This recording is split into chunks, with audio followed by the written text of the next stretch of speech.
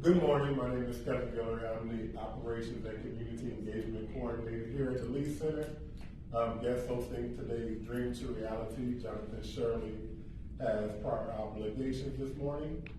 We're so thankful to have with us today Adam and Sarah Lopez, owners of Awardmaster in Lafayette and Archie's in Breaux. Normally when we talk about entrepreneurship, we talk about starting a venture, starting a business from scratch, starting your own business. But Adam and Sarah actually purchased an existing business that had been in business for how long? Well, Archie's was 45, 46 years. And Awardmaster was about the same.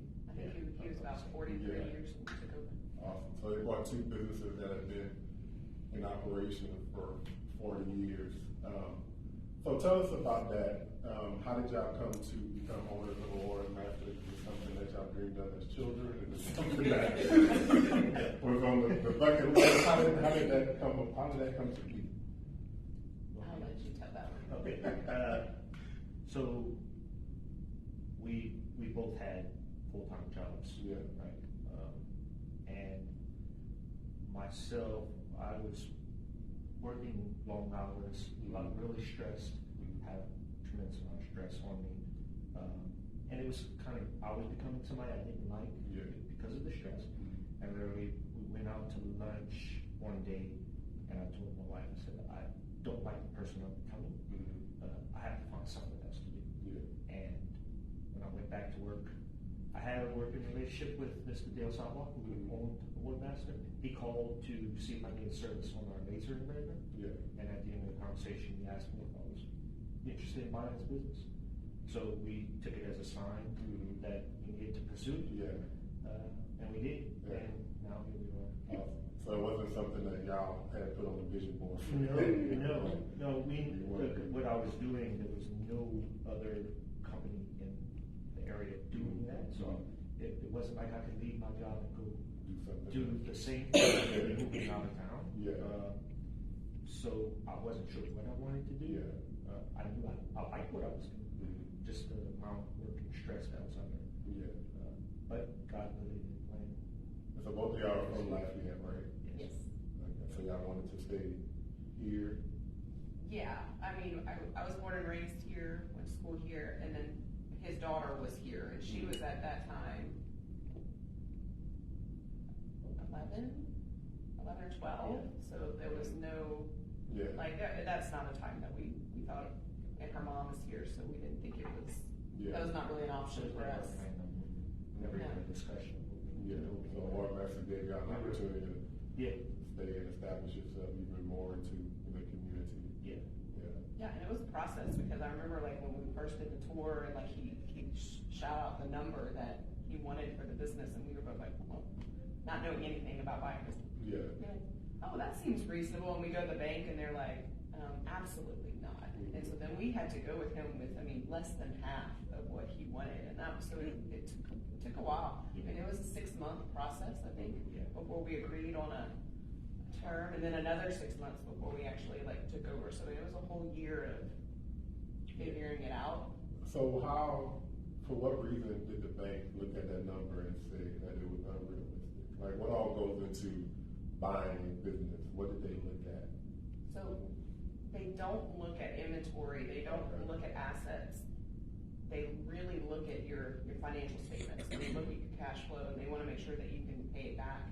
And then they value it based off of two numbers, usually your revenue and then your net income. And so what I've learned in that process and through others is that if you want to sell your business, you've got to, for 3 years, really start looking at your books and making sure that you want them to look the best they can look for 3 years, because that's what they're going to look like. So I think Mr. Dale wanted to retire, but I don't know that he was thinking that far ahead. So it's definitely something that's always on, as an entrepreneur, your exit plan is going to involve selling. And he had depreciated all of his, the lasers, even though the lasers were still, I could sell them today for thousands of dollars. On paper, it's what zero price, they appreciate it. So the bank was like, well, paper's what zero. So his equipment and the inventory he had was probably worth what he originally wanted, but that's just not what they look at. And that was my perception, was that the bank would look at all the inventory and say, if you don't pay, then we'll just take the building kind of thing. That's what my goal was, would it be, so that's good to know that it's about the numbers. And it was a process. I mean, we got turned down a few times before we found the right bank to work with us, and we went through the SBA loan. That's how we got, that's how we were able to do it, so. So what kept y'all from getting discouraged when y'all were turned down for? Were there any questions of, well, is this something we should do? Or was it like, we're focused on this and we're gonna make it happen? I think at first, I mean, when we first gave him the number, it was dead. Yeah. You know, he was like, no way. Yeah. You know, and we're like, okay. And it kind of died down for a month or two, and then he reached back out and was like, so I'm assuming he may have gone to his CPA and got some kind of, because we brought the numbers to him. We went to two different CPAs for business valuation. For business valuation, to make sure what we were offering was fair and what, so we went on the higher side of what the bank said, CPA. Yeah. And said we were to offer, because I know he put a lot of years building the thing, it still was worth it. And that's his heart, right? It was his whole life of building that thing. To come in at a low number, I understand why. And even when I told him the number, it was like, I feel bad telling you this number that I'm offering you, because you put your whole work into this, and I'm valuing it. At a much lower number. And banks don't really look at heart whenever they. Also, I think because of that, he ended up, and then because they didn't look at the equipment and the purchase, I think he ended up keeping one of the bigger lasers. So that he could sell that. So we took most of it, so we agreed on that, and I think there was one other piece of equipment, or the car or something, that, we ended up just, but I don't know that we ever super got discouraged, because I felt like that day when we were at lunch, and like, we were like, we gotta do something different. Like for that call to come in that day, and I just kept telling him, I was like, it's supposed to happen. I mean, he's telling us it's loud and clear. It just took time. And he had to resonate with that number, but I think also he went back to his wife, who was working in the store every day, where he was kind of semi-retired, but his wife was working every day. I think she was like, I don't want to work anymore. Yeah, time to go. So y'all have owned Awardmaster since 2015. And Archie since August of 2022. Okay. And so both of these were established businesses. Archie is the Breaux starter, Awardmaster in Lafayette. Breaux Bridge. I'm sorry, Breaux Bridge. Don't go looking for Archie in Breaux. I mean, maybe make one. Yeah, maybe so. Be on the lookout one day. So what are some of the challenges of inheriting a business that has been in operation for decades as new owners? It was two different experiences for sure. Awardmaster was definitely, we had better technology. We had a staff who was knowledgeable. Well, we had that at both places, I would say. We were really lucky with the staff that we inherited at both places. But Mr. Dale was not as much in the community as Mr. Butch was at Archie's, and so it was a little bit different, because we're at Awardmaster, we were dealing with higher technology, better products, and things like that. We kind of had to make sure people were aware there was new owners, because he had a different business mindset than us too, where he was like, I'm not going to do these products anymore. It's not worth it. I want to just focus on this, and we just kind of decided we want to do it all. So to get that back out there, and then we brought in the printing side that Awardmaster didn't have before, which is also difficult with the name Awardmaster if you're not known to do anything but awards and trophies. So that's been a marketing challenge since day one. Where in Breaux Bridge, it was a little bit different, where Mr. Butch was so out in the community. He's a deacon, everybody loves him, and much smaller staff, but great staff. And then the products the technology wasn't up to date, but they didn't know that. And so it's been a difficult transition of people thinking we didn't go in and steal his business, because he was so loved, and I think they just didn't realize he wanted to retire.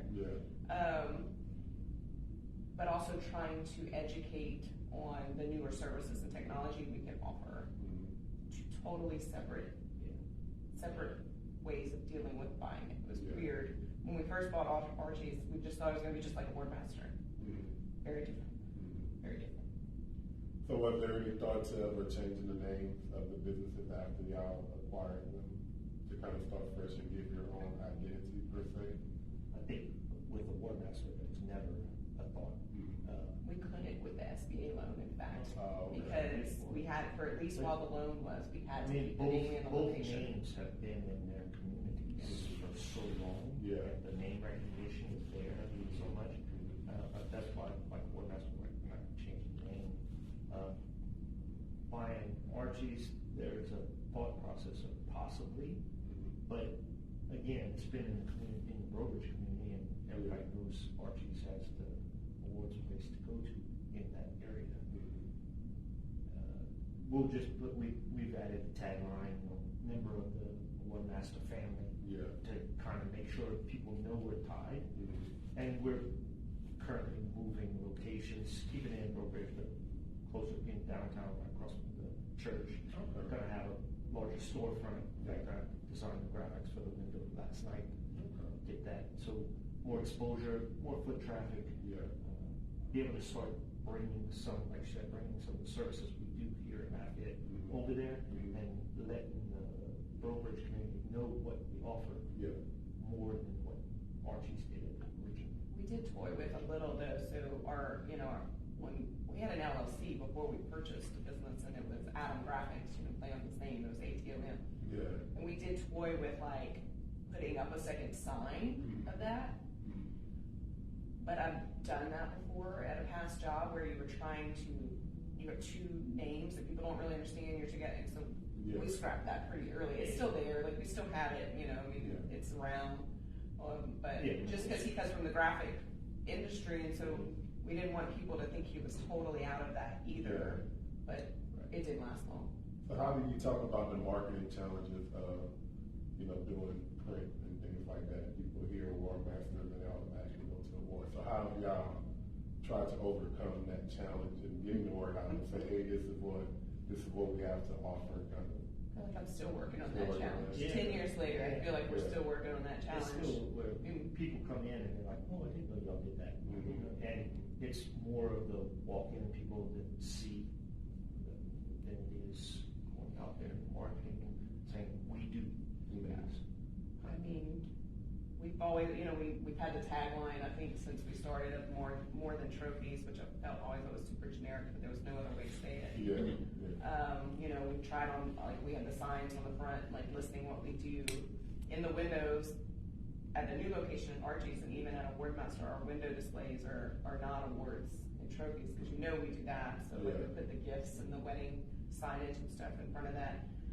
But it's also trying to reach out to other businesses and do a business-to-business relationship where you might not walk into Awardmaster and think to buy a gift, but like you might walk in somewhere else and you can see our gifts there. So we've established those relationships some, and that's a goal in Breaux Bridge, I think, too, to get into some of their places, because we're licensed with UL, we're licensed with LSU. Yeah. But and I think it's gotten better for sure. Like people, especially right now, Christmas. I mean, people are buying. We had done a partnership with the Advocate for an event, and so she was like, "You have some advertising. What are we gonna do?" And I was like, we're having a Christmas sale. Let's do that. Yeah. Because I don't need people to know we do awards and trophies. The name tells them that. Yeah. But if you can, so it's trying to find those outlets. Facebook. If you go to our Facebook page, it probably tends to be a lot more of the gifts and things than the traditional awards and trophies. But it's still a balance, because we don't want people to think we're not doing those either. Yeah. So what are some of the things they offer in addition to awards and trophies? For those who don't know. You listed it all last night. Yeah. So we've done something that's small, done engraving services on people bring their items in, and we engrave on it. I sandblast thing where we do etched glasses. As far as the printing goes, banners, decals, I build signage. We do printing, direct to substrate. We can put the item in there directly onto your tumbler and print right on top of it onto it. All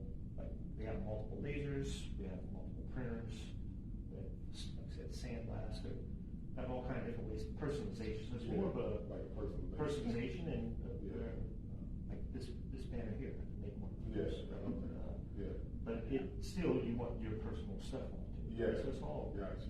Okay. tied together. Yeah. You know, and part of the reason why we're like, okay, we can buy a printer to print banners because we're selling awards for these events. Well, we can offer the banner to go at their event too. You know, so it all kind of ties together, and then we started incorporating the graphics into the awards. So we're laser cutting acrylic and printing, you know, to build custom awards. So it all kind of ties together. Yeah. With all the different machines that we have. Yeah. Okay. So how many employees do you have between Awardmaster and Archie? So, right now at Archie's, we have one who's full-time. We just lost one who was there for 30 years. She had some family things and she had to move to Texas, but she was a lifesaver to us in the transition. But luckily, Lynn, who's there now, worked with her for about 6 months, so she's doing okay. And like we go as much as we can. In Lafayette, I think we're at 8, including us. I think 8 or 9. Most of them are full time. And then I think the plan is to add 2 more at the beginning of 2024. So we work with entrepreneurs who may one day, hire people, and that the thought of bringing somebody in and trusting them with your baby is something that you worked so hard to obtain and to grow. How do you find people, I guess, which may be a difficult question to answer, according to the different business owners I've spoken with. But when you do find those people to come in, what are some ways that you help to bring them into the business and help them to care about your baby and the thing that y'all have worked so hard for? I think we pushed our core values a lot more recently, in the past couple of years, year and a half. Started setting those and saying these are what, and in fact I printed large graphics and put them on the back of doors, on the back of the bathroom door, so they're everywhere in the room. So where you see these are what we want you to follow. Respect and communication and teamwork, those things that we want you to follow. Finding employees. Yeah, finding employees has been tough, especially since COVID, but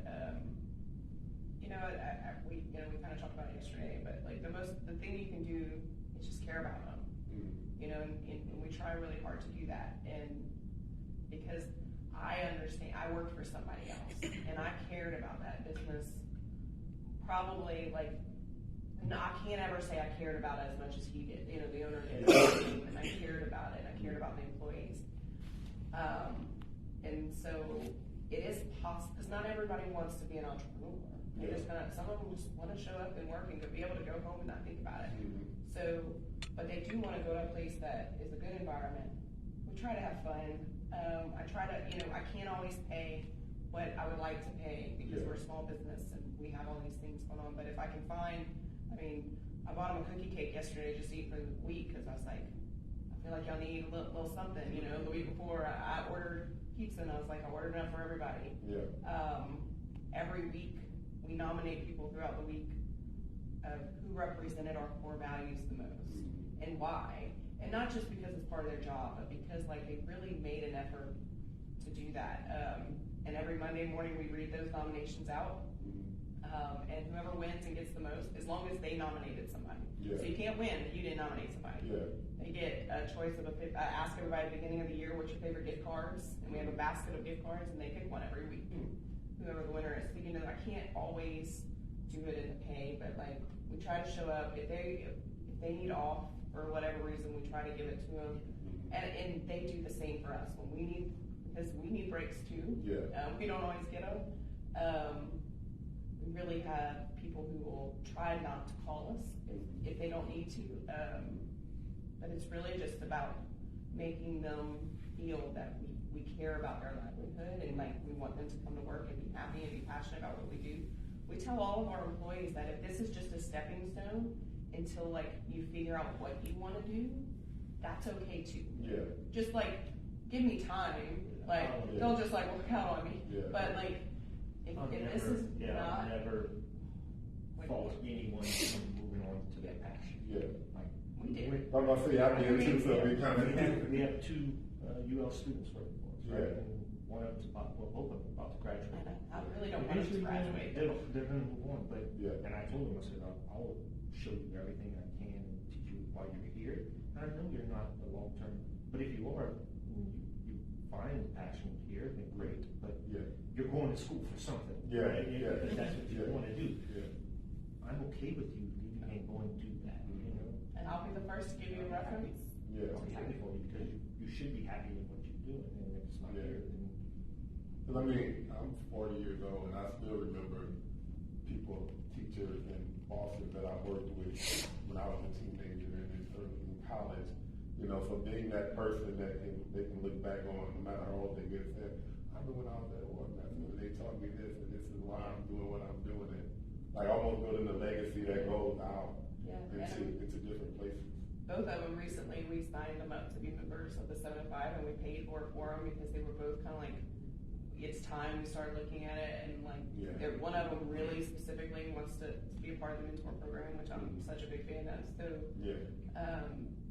and that's the things, you know, like, we've told all our employees, if there's something you wanna do that like you feel like can help you develop, that we can help you with, like, just come and let us know, because I'm not gonna just pick something and say, you need to go do this, Yeah. because what I'm passionate about is definitely not, I mean, we even have different passions, so I'm not gonna tell the employees like,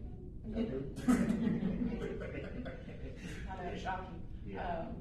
And so it's just, I think it's just about caring about them at the end of the Yeah. day and hope and respecting them, and respect is probably our top, like, internal core value. I Yeah. mean, obviously we still expect them to respect customers and customers to respect them back, but, you know, quality and customer service is our two biggest external, Yeah. but respect and teamwork are our two biggest internal ones. And so y'all are hands-on owners, y'all are there Yes. a lot. And so the core values are not just words on a wall. Yeah. Y'all are able to model it out. We try. For, attempt to model it Yeah, out. I was like, it's my fail. So that, you know, so it resonates more when you're actually seeing people doing it. Because I've worked at a job where like the owner was there, you know, and it's completely different than working for like the university where I don't see the president every day, like he's not walking in the door. No. You know, so it's a completely different atmosphere when you work for in person. I don't ever see us out of it. We might be in different roles, but until we're out, like we're done. Yeah. I don't see us not being there. But again, different roles. I mean, we Yeah. definitely want to get into the role of we're working on the business more than in the day to day. Especially, I mean, I don't think Breaux Bridge is our last purchase. You know, there's hopefully a couple more in the You future. heard it here first, breaking news. You know, that's our hope for Yeah. sure, and you know, see where that goes. But I also want to retire one day too. So you know, it's a balance of, you know, because we have kids, and you know, I gotta make sure he's taken care of too. So speaking of family, good segue. Y'all are married. Y'all live together. That's great.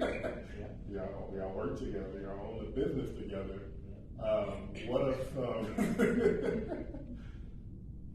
What are some lessons that y'all have learned over the years of owning a business together, being married? Because y'all both had separate careers, so y'all would go to y'all separate locations and then come back together at the end of the day. So what are some lessons that you've learned for people who are in business with a spouse? How they think about getting into business with a spouse?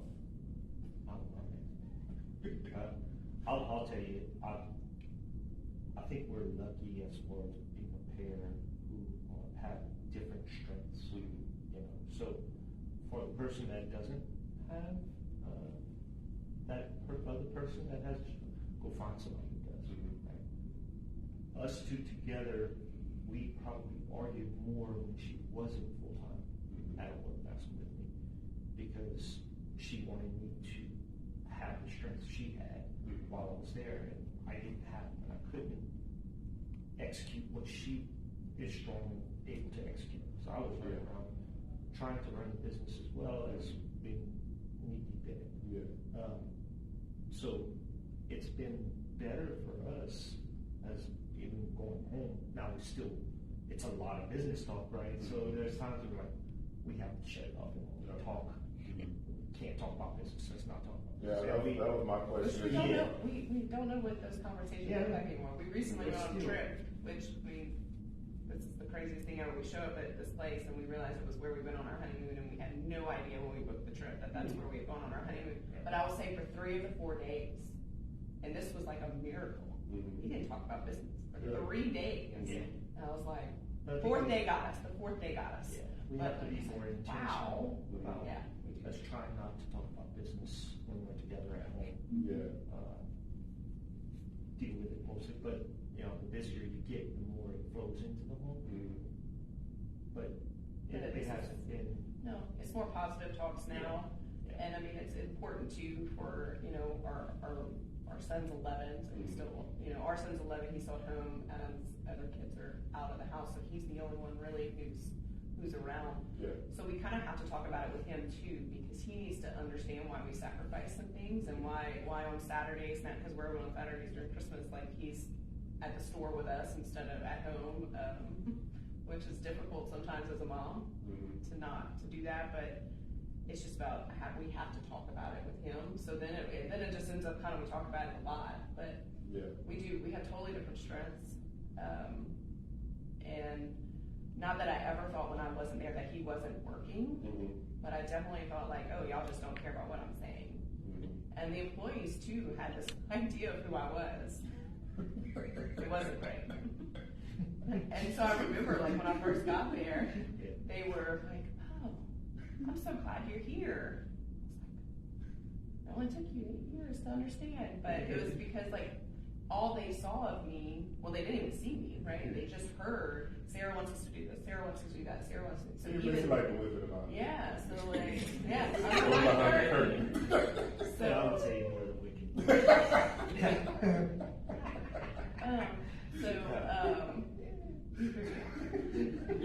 So that was a change, but it was good. I mean,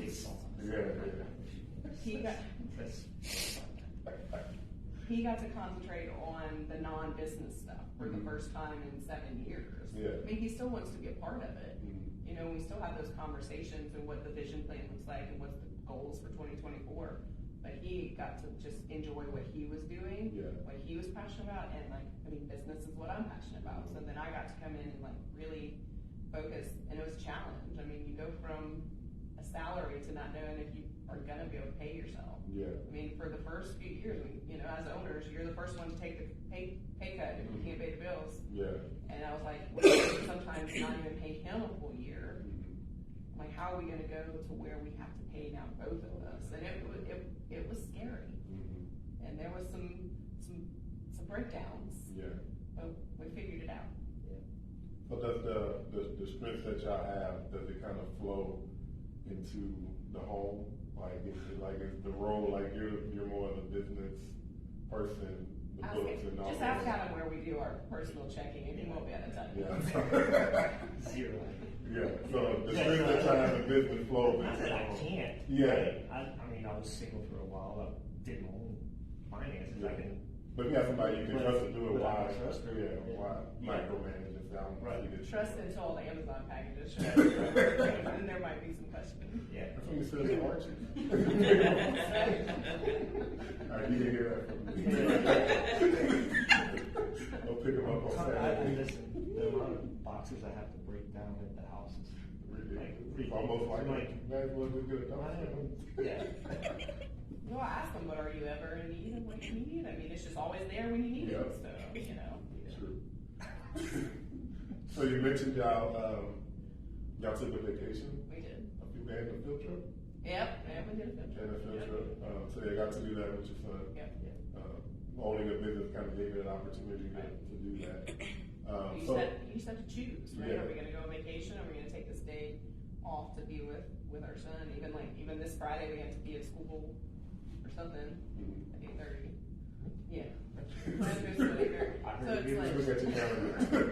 So it's we do have that flexibility. For sure. So when y'all were on vacation, the store still ran. I passed by this morning, it's still standing, it's still there. So, y'all were able to leave it into the hands of capable employees. Was that a challenge, or was it was there any, while y'all were gone, was it, I want to call and make sure everything's okay, or if something happens, we'll see it on KTC, you know? You know, there's been some times we've taken trips that have been more difficult than others, and you're getting phone calls that you're like, well, why? I mean, I'm not here, can't help you. So I remember coming back from one trip and I was just like, listen, you need to ask yourself 3 questions. Is it an emergency? That's your number one. And if it's an emergency, absolutely call us. Mm-hmm. Is it something that can wait? And if it, yes or no. And then the third question is, can we do anything from where we are? Yeah. Because if we can't do anything, then and so if all those questions, ask those questions before you pick up the phone. They have done where they'll email us questions at the end of the day, any questions they had, that's fine. But there were times it was, I'm on vacation, I'll remember, and I had an employee tell me, I'm just as frustrated as you are, and I'm thinking, probably not. Mm-hmm. Probably not, because I'm over here trying to have vacation with my family, and I'm being asked questions. But at the same time, I need them to understand we are available. Mm-hmm. So we are there. Mm-hmm. I don't want you to not call me if there's an emergency, if it's burning down, or the customer needs help and you can't figure it out. So it's definitely a balance of them understanding when, but they're pretty good. They really are. I think part of the problem is me. Yeah. Because I want to help them as much as possible. Mm-hmm. So I'm probably over helping and you heard a difference. Yeah. No, but I'm it's difficult, right? Yeah. When you want to trust whoever you give the task to do it the way you want it done, right? So to let that go. Yeah. So you want to be there helping them, and for the first few years, I did a lot of that, right? It's time to go home and let them take care of it, or it's time to go do this and let them take care of it, was difficult for me. Mm-hmm. So then they started relying on my help rather than learning and just being able to do it themselves. So now they're checking in on me on everything. So now I'm really not getting anything done because they're constantly involving me in everything, even though I'm being frustrated, but really not being. It's kind of like, to use the football analogy, like the quarterback, the coach is always in his ear. This is the play you need to do, this is the play, and the quarterback can't audible at the line regardless of what he sees. He don't give him the freedom to do that. And so cultivating that, and that's hard because I know for me we have student workers here, and I like to do things the way that I like to do it. We have one in particular. Her and I have a lot of the same personality. And so I asked her to do stuff, why are you asking me to do this? I'm like, because I know you're going to do it the way that I would do it. So I'm worried about, teaching you and all of that, but cultivating, because we've all been employees at one point in our life, and we know what it's like to not be trusted, even though we know in our minds that we can make the decision. So I feel like, cultivating that's awesome to me at that point to where they can trust themselves. And he's done much better lately, and they've been really doing well. And at the end of the day, I need to empower them to make the decision. It's not always going to be right, but if I don't, then they'll never make the decision.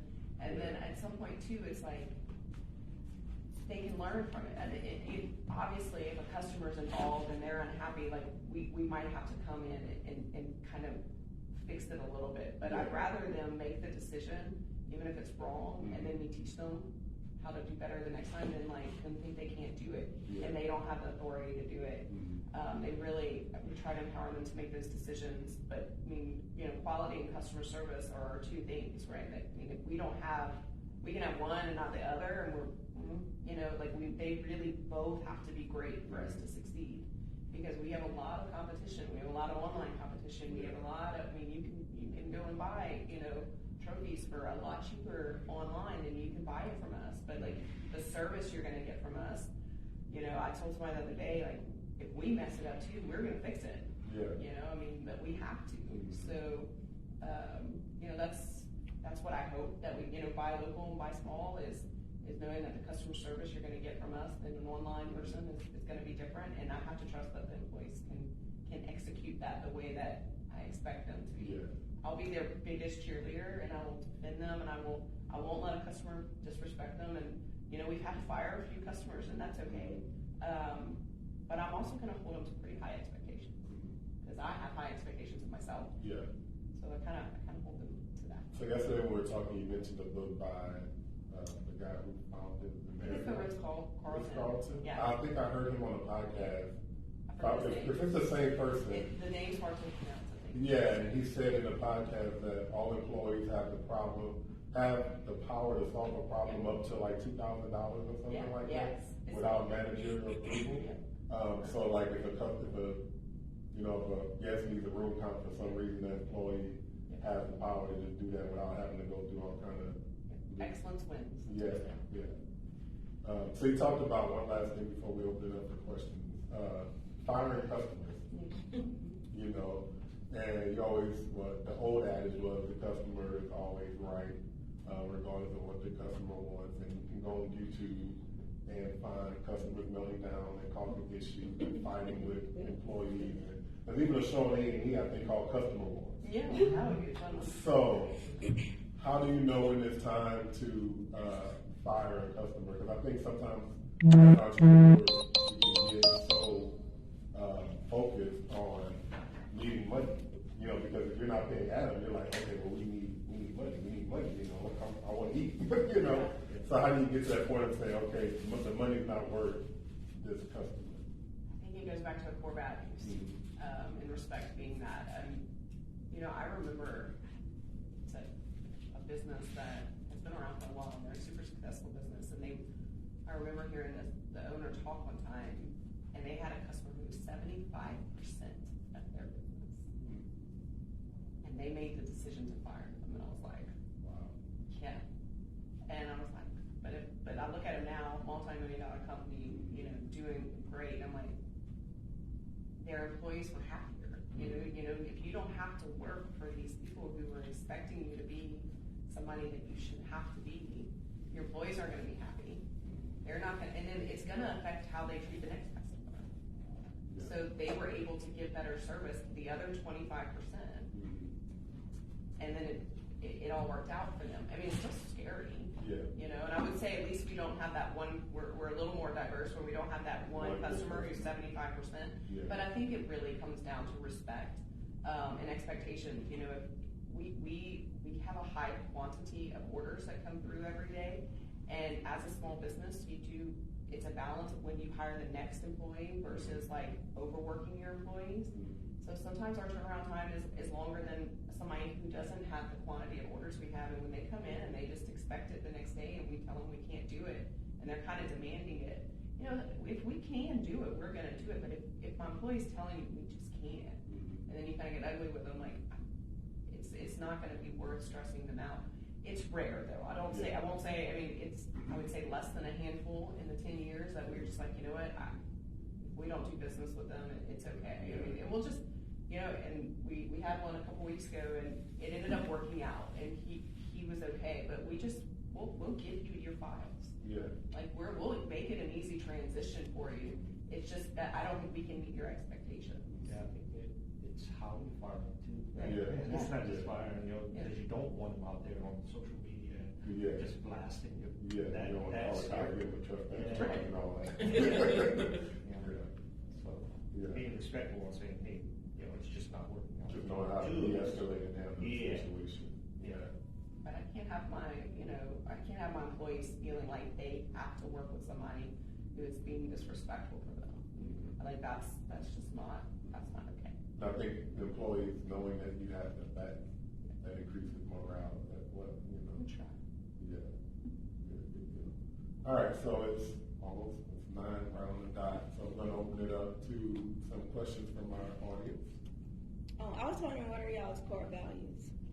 So we have 5 main ones, and I'll be honest, you know, this year it's something to look at. We're going to add a 6th one, but respect, teamwork, quality, customer service, and creativity is the top 5. We always thought communication kind of fit into either teamwork or respect, but we're starting to learn that it may need to be one on its own. So I think that's one we kind of been toying about adding as a sixth Especially one. the more employees we gain. Yeah. The communication part is with the amount of orders going through even just communicating on where the order is, where the paperwork is, and the process throughout from taking it to the end where we are on it, so that if a customer calls, everyone knows where it's at, and then it's when the breakdowns happen in the communication between, that's when it's like, Yeah.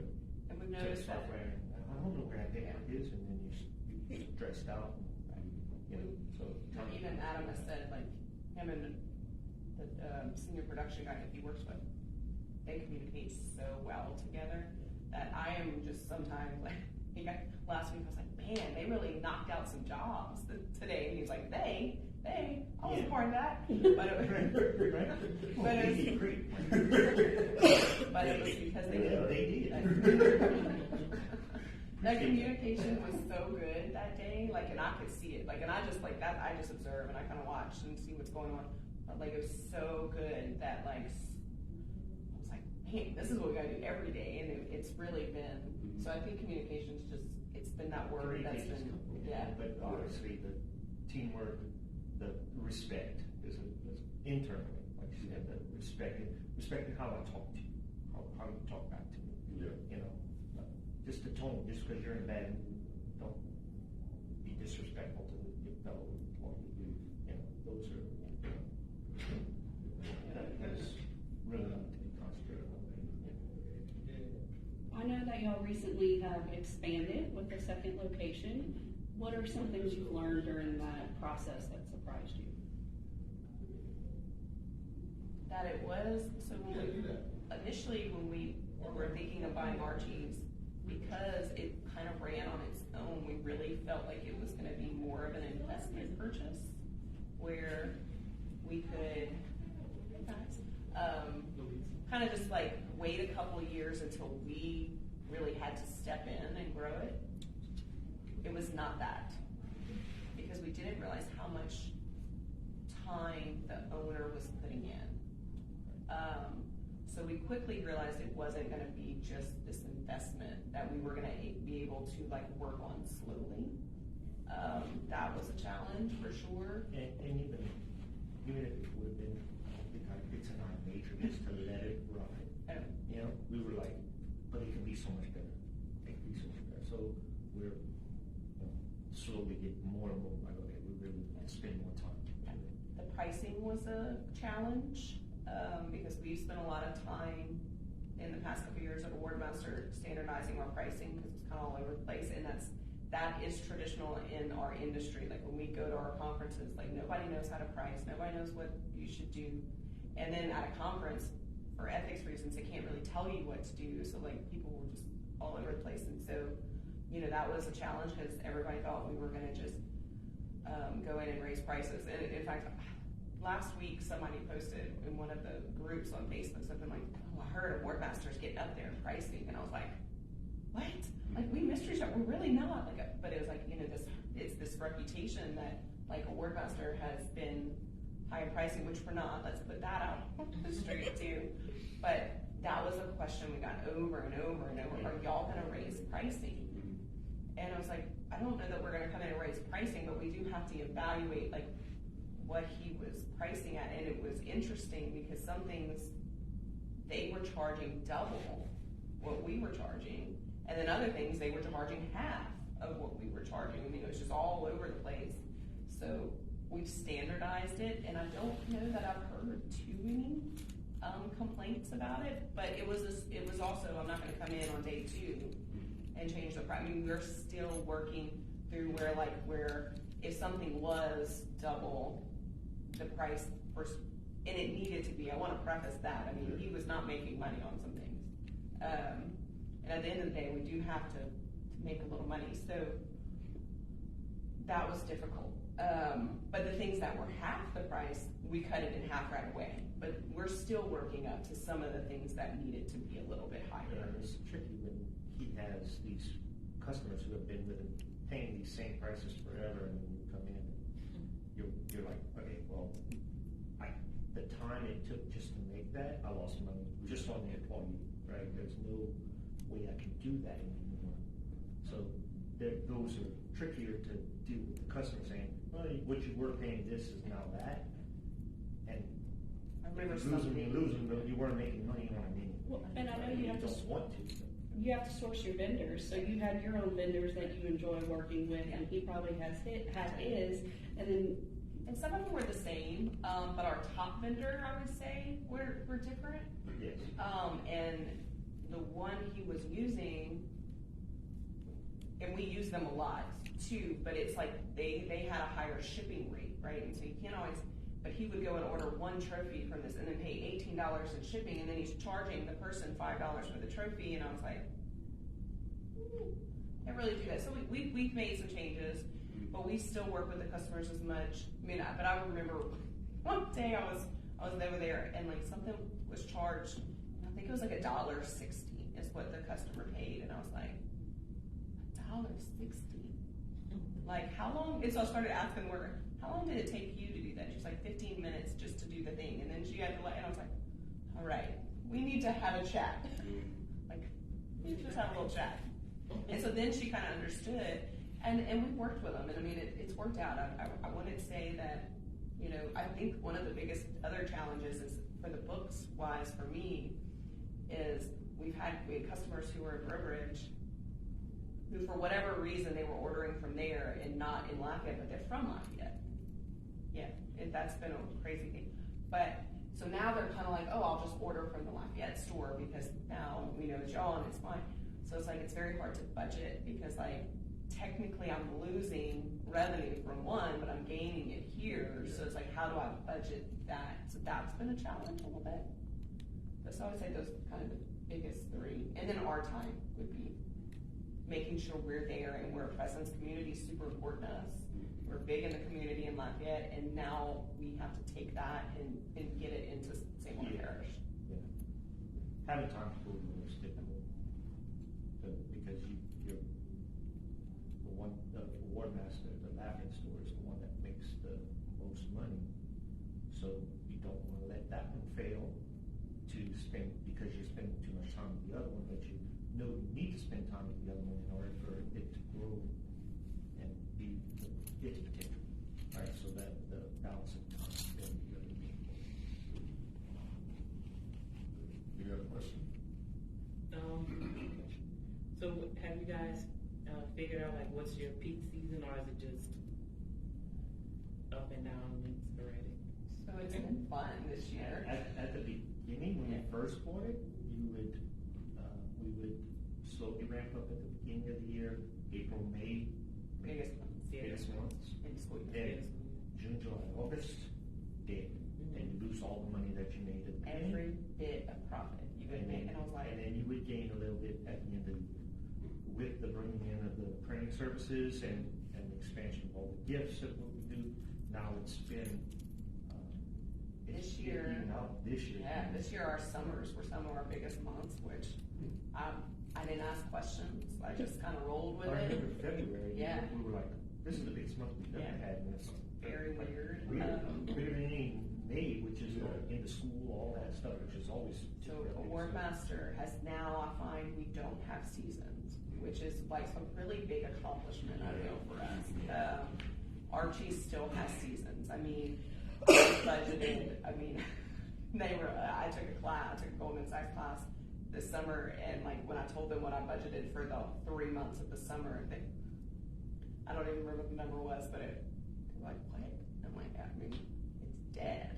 I mean, it's just dead. And So- that's just the award industry. Right? Yes. Everybody, I mean, there's award season, and this is the award season, and this is when you're gonna make the majority of your money. And they just, I found that old owners, they just were okay with that. They lived with the fact that they would lose during the summer. We weren't They're okay like, no, with it. we have to be sustained at something. Right. And figure out a way to where we're not so roller coaster. Well, because employees had to cut their hours. I mean, like they, you know, like in the summer. I remember when we first took over, even at Awardmaster, they were like, "Oh, we're going to go to summer hours." I was like, "What's that mean?" So I mean, that was, but Right, we're staying open. Yeah. Yeah. Nobody's buying, if we're closed, we're definitely not making money. but I feel like we found the balance in here. So now let's do it at Breaux Bridge, and that's part of why we're moving. We're moving downtown. We had no parking at our current location, and that was the biggest thing for us. I mean, people would want to go and couldn't. Even when I would go sometimes, if like the employee was there, then I took up the second spot, like nobody could go. I mean, so, moving, we have a parking lot, we're across from the church where it's a lot of foot traffic. I think it's gonna be really good, and I'm hoping that then the seasons start, evening out a little bit at Breaux Bridge. Good deal. Thank y'all. Thank So y'all. much for joining us today. Thanks to our live audience. Yes, thank you to our live audience. We have one more Dream to Reality, next week. It'll be the last one of the year, December 12th. Our guest will be Ebony Robert, owner of Ebony's Beauty, in the Northgate Mall. So we hope to see everyone there. Thank y'all again. Everybody online and in person, have a great day.